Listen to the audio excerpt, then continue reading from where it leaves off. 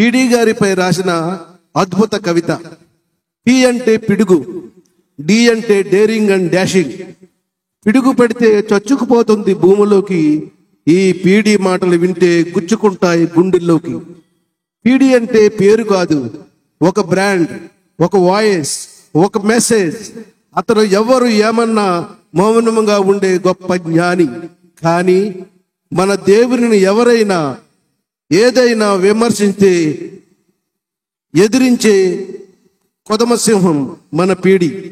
సుందరరావు గారు ఈయన ఉన్నత చదువులను చదివి దేవుణ్ణి ఎరిగి బైబిల్ని చేతపెట్టి డిగ్రీను డిక్కుల్లో పెట్టి ఊరు ఊరలా ఊడవాడలా తిరుగుతూ దుమారం రేపే దుబాయ్ యుఏలో అడుగుపెట్టి ఎందరెందరో ఆకట్టి మలినమైన మా జీవితాలను వదిలిపెట్టి పరిస్థితులను తన మంచి మనసుతో మనసులను జయించిన జయశాలి డాక్టర్ పిడి గారికి యుఏ మహాసభలో జయశాలని బిరుదును నా చేతుల మీదుగా ఇవ్వటం నాకు గర్వకారణం.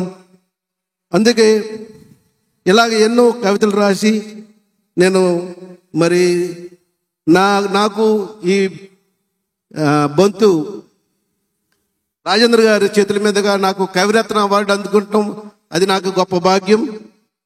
అలాగే చాలా సమయమైంది. చివరగా డాక్టర్ లాజరస్ బాబు గారి గురించి చిన్న కవిత.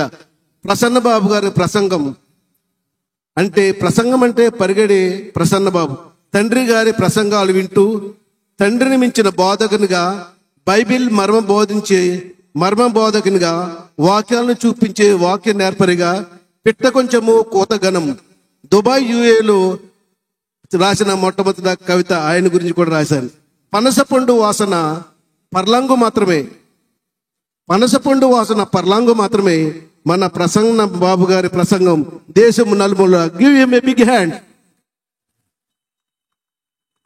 అందుకే డాక్టర్ ప్రసన్న బాబు గారికి దేవుని ఆలోచన ప్రకారం కవిగా నేను ఇంతమంది క్రైస్తవ సహోదరుల మధ్య బిఎంబి అవార్డ్ అంటే బైబిల్ మర్మ బోధకుడు ఈ చిన్న అవార్డును అందిస్తూ మరి సెలవు తీసుకున్నాను. Thank you very much. ఆయన అవార్డు స్వీకరించినందుగా అవ్వాలి.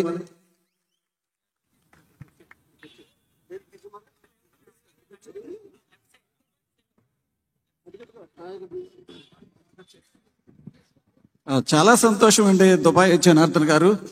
పి అంటే పిడుగు, ప్రసన్న బాబు కూడా పిడిగే, బుల్లెట్ లాంటి పిడిగే. వారికి ఇప్పుడు మరి రండి, ఇక్కడికి రండి.